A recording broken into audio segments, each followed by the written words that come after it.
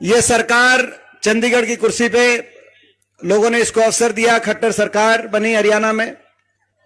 मगर आज जब हम 2024 में आ गए, सरकार के, प्रदेश सरकार के कार्यकाल के 5 महीने ही रह गए और 2 महीने के बाद लोकसभा चुनाव है, उसके बाद विधानसभा चुनाव है।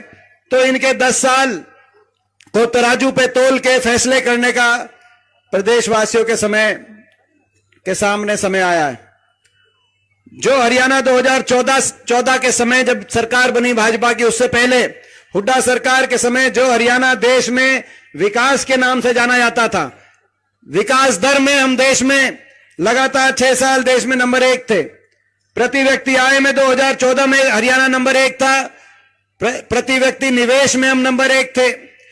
खेल खिलाड़ियों को मान सम्मान देने में हरियाणा उस समय देश में नंबर 1 हुड्डा सरकार के समय, कांग्रेस सरकार के समय माना जाता था। किसान के हकों के चाहे फैसलों की बात हो, चाहे किसान के 1600 करोड़ के बिजली के बिलों की माफी की बात हो, कोऑपरेटिव के किसान के कर्जे की माफी की बात हो, देश में सर्वाधिक किसान को उसकी जिनस का भाव दिलाने की बात हो, 10 साल तक कोई किसान आंदोलन नहीं हुआ। ये देश के और प्रदेश के इतिहास में 10 साल लिखे जाएंगे। चाहे गरीब कल्याण की बात हो, जो कांग्रेस की सरकार थी देश में, कांग्रेस की सरकार, हुड्डा साहब की सरकार का देश में, चाहे वो 100-100 गज के प्लॉट, 4 लाख परिवारों को 100-100 गज के प्लॉट जो एससी वर्ग के हमारे भाई हैं और उसमें बैकवर्ड समाज के भी भाई हैं और बीपीएल 36 बिरादरी के, चाहे 20 लाख बच्चों को स्कूल के अंदर वजीफे की बात हो, चाहे इंदिरा आवास योजना से 2.5 लाख परिवारों को मकान उस समय आए हों, चाहे देश में सर्वाधिक पेंशन उस समय देश में रही हो, चाहे गरीब कल्याण की बात हो, चाहे आपसी भाईचारे की बात हो, 10 साल सरकार रही, कहीं भाईचारे पे खरोच भी नहीं आई। 36 बिरादरी, सारे धर्म आपस में मिलकर हरियाणा खुशहाली की तरफ गया और उस समय अच्छे दिनों का नारा बीजेपी लेके आई। लोगों ने विश्वास किया, कहा कि शायद कुछ अच्छा हो। लेकिन आज 9.5 साल के बाद हम ये सवाल पूछते हैं इस सरकार से, खट्टर साहब से, कि क्या हुआ कि जो हरियाणा विकास में नंबर 1 था, 9.5 साल के बाद विकास की पट्टी से उतर गया। आज बेरोजगारी में नंबर 1 हरियाणा बना दिया खट्टर साहब आपने। हर घर में एक पढ़ा लिखा भाई, शिक्षित भाई आज बेरोजगारों की कतार में खड़ा कर दिया। ना तो कोई निवेश हुआ, एक भी औद्योगिक क्षेत्र हरियाणा के अंदर नहीं लगा, एक भी कोई थर्मल का कारखाना हरियाणा में नहीं लगा, एक कोई विश्वविद्यालय नया हरियाणा में स्थापित करने का काम इन्होंने नहीं किया, एक कोई रेल की लाइन 1 इंच बिछाने का काम नहीं हुआ, एक खंबा मेट्रो को आगे बढ़ाने का काम नहीं हुआ। ना निवेश हुआ, ना प्राइवेट के अंदर नौकरी और ना सरकारी नौकरी।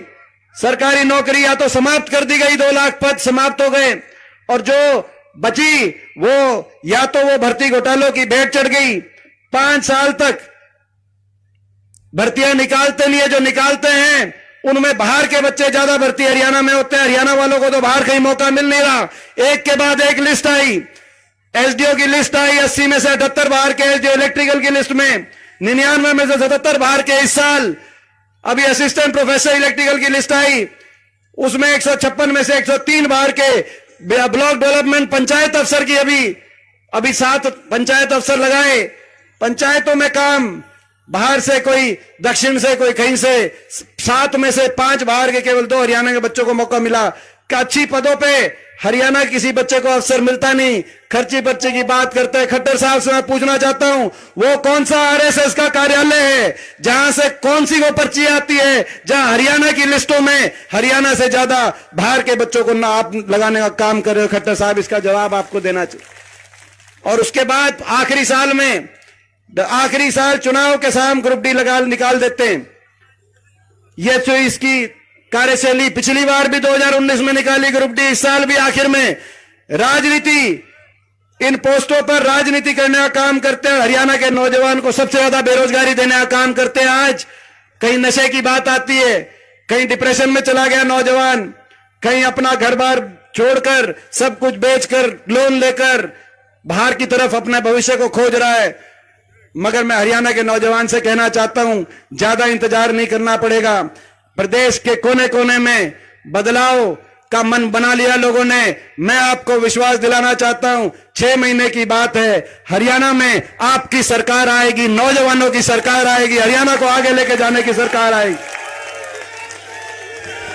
ये आज सबसे ज्यादा बेरोजगारी प्रदेश में, सबसे ज्यादा महंगाई, सबसे महंगी बिजली, सबसे ज्यादा वैट, सबसे ज्यादा महंगाई और सबसे ज्यादा भ्रष्टाचार, क्योंकि ये सरकार बड़ी भ्रष्टाचार पे। आपको याद होगा जब ये सरकार 2019 में नारा लेके आई, खट्टर साहब ने एक नारा दिया था। खट्टर साहब कहा करते 75 पार, बीजेपी जाएगी 75 पार, क्योंकि लोकसभा चुनाव के नतीजों से भ्रम हो गया था। दूसरा एक और नारा आया, दुष्यंत चौटाला नामक एक पार्टी बनी, जेजेपी पार्टी बनी थी कि नहीं बनी थी, वो भी एक नारा आया, क्या कहा, जमुना पार। एक कहा करता 75 पार, दूसरे ने कहा जमुना पार, इलेक्शन का नतीजा आते दोनों बन गए पक्के यार।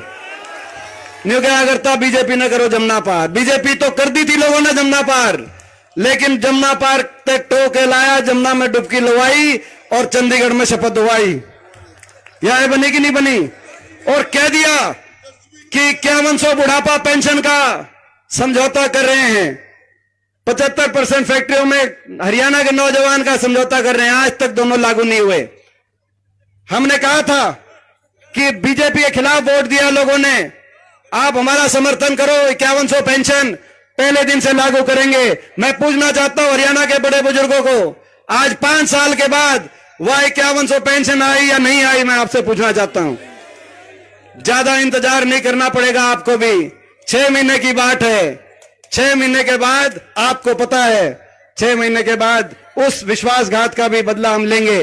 बुढ़ापा पेंशन का समझौता नहीं था, हरियाणा में भ्रष्टाचार करने का समझौता था, महकमे बांटकर प्रदेश की भली भली जनता को लूटने का समझौता था। माइनिंग का महकमा किसके पास गया, शराब का महकमा किसके पास गया, एक्साइज का महकमा किसके पास गया, भ्रष्टाचार की फाइलें कैसे बंद कराई, सारे महकमे, किस महकमे से कितनी कौन लुटाई कर रहा है, ये शायद लिस्ट हमारे पास भी ना हो। इन्हीं के विधायक, हिसार नारनौंद के इन्हीं के एक विधायक ने, दादा गौतम ने अगले दिन कह दिया था कि खोपर बढ़ गया, सारे महकमे लेके एक लाई जीनने लग रहा है।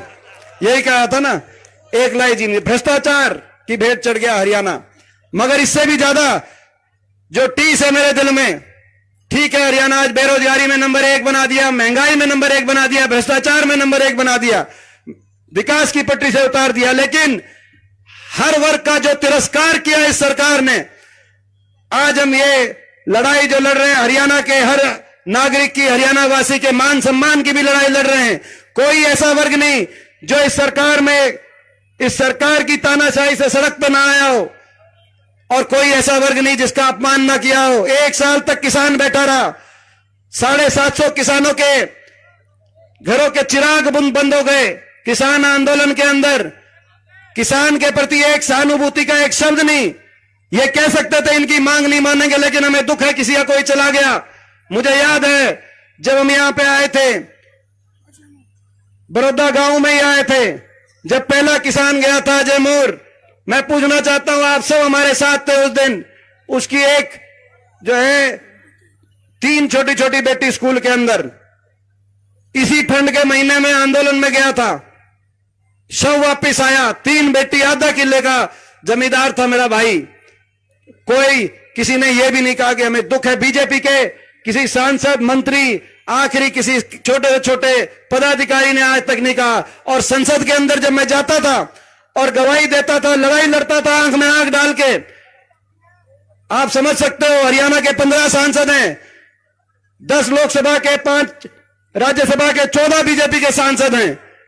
अकेले को जाकर जब लड़ाई लड़नी पड़ती होगी, पूरे देश की बीजेपी टूट के पड़ती होगी, और आंख में आंख डाल के, अब मैं कहता था सहानुभूति के 2 शब्द कह दो, तो कहते थे नहीं कहेंगे, ये तो किसान नहीं है, ये तो उपद्रवी है, ये तो देशद्रोही है। और मैं कहता था आंख में आंख डाल के कि उपद्रवी, जिनको देशद्रोही आप बता रहे हैं, वही है जिनका एक बेटा ट्रैक्टर का स्टीयरिंग पकड़ के देश को खाद्य सुरक्षा देता है, तो दूसरा बेटा फौज में चीन और पाकिस्तान के बॉर्डर पे देश को सुरक्षा देने का